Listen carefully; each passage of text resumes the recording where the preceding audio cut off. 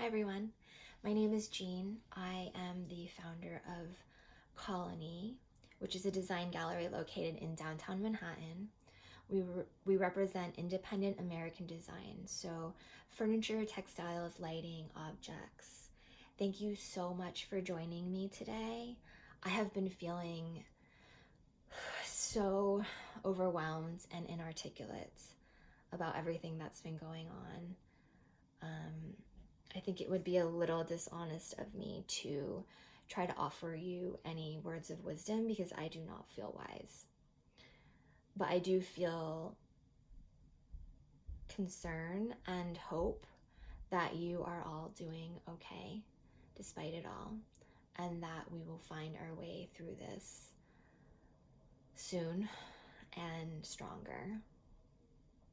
Also super grateful to Design Milk for giving me this opportunity to connect with you all and take a step back and reflect on what all of this means for the world, society, myself personally, and design in general.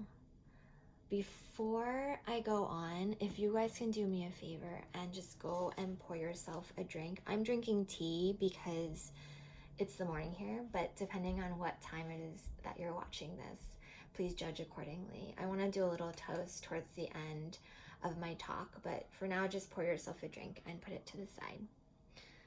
So what are we here to talk about today? I think everyone's talking about the future of design. I want to talk specifically about the experience and how important that is for the future of design. And when I say experience, I mean IRL, in real life, the experience of living design. And, I'm such a huge believer in the power of design. I think that it has the ability to ignite all of our senses. And in fact, when everything's sort of lined up right, I think it has the ability to this magical ability to ignite a sixth sense, something that cannot be replicated and cannot be described in any other way besides this feeling that you have when you're in the presence of great design. Recently I've been feeling, with everything that's been going on, I've been feeling kind of dulled. My senses have felt dulled. And today I want to take the opportunity to remind us all of the power of our senses and the power of the experience and how important that is for not only our creative process, but also for the greater design world as a whole. So, why don't we start with some sound?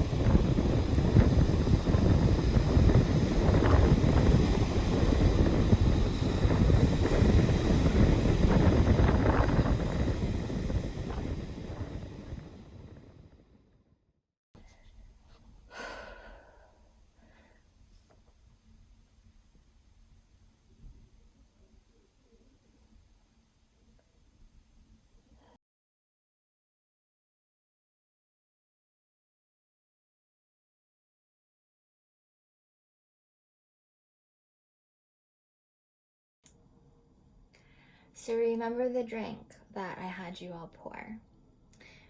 Now's the time.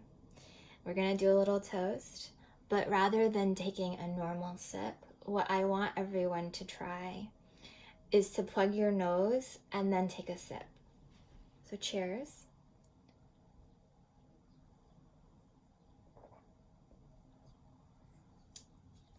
Right, so I mean, it's weird, right? Like you can still taste it and it's still there, but it almost feels like you're handicapping the drink. And I think we are all guilty of this. Before coronavirus was even a thing, we were all living the world of design through our screens. And I mean, it's great. You can go, you don't have to go anywhere and you can see everything. But in the world after coronavirus, I really want to sort of challenge everyone, including myself, to think about our priorities as designers and as active members of our community, and think about the importance of not just the creation and the inspiration in the beginning of the work, but also the experience of it on the other side. I think as designers and active members of our community, it feels almost like a moral imperative to me for us to all prioritize the act of igniting our senses and going out and experiencing all of this amazing work and all of these amazing spaces that we all work so hard on. Before all of this happened, we were working on this project called the designfestival.nyc. And it was a new design festival that was going to happen during New York Design Week in May. And it was essentially just going to be an itinerary, but an itinerary that was inspired and informed by this amazing group of New Yorkers, curators, editors, designers, that telling us where to go and what to see and what to eat. And now that Design Week isn't happening in New York or anywhere, I think, we really weren't sure what we were going to do with all of this amazing content. And what we've decided that we are going to do is, rather than push it off till next year or reschedule it for a date that feels safe or feels far enough down the line that this will all be behind us, what we're going to do is we're going to keep a really close eye on the situation, and we're going to, just as soon as the city starts to breathe again and opens its doors again, we are going to release mini itineraries for designers and New Yorkers alike. And we're going to hopefully be encouraging all of us to, go out to eat where Paola Antonelli from Momo loves to eat. Go see Annabelle Seldorf's favorite public art installation. We want to use this content that we've developed as a genuine inspiration to reignite all of our senses. So if you're in New York City, please go to the designfestival.nyc and sign up so that when it's time, we're all ready. If you're not in New York City and you want something like this in your town, please reach out to us. The email is info@thedesignfestival.nyc. Our priority has not changed. We want people to interact with the world and of design IRL, but it's become so much more urgent now that all of this has happened. So thank you so much for sticking with me all this time.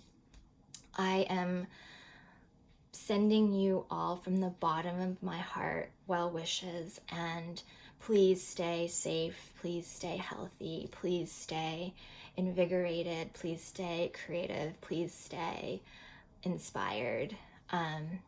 Also, please never hesitate to reach out to me. You are all the ones that do that for me. Thanks.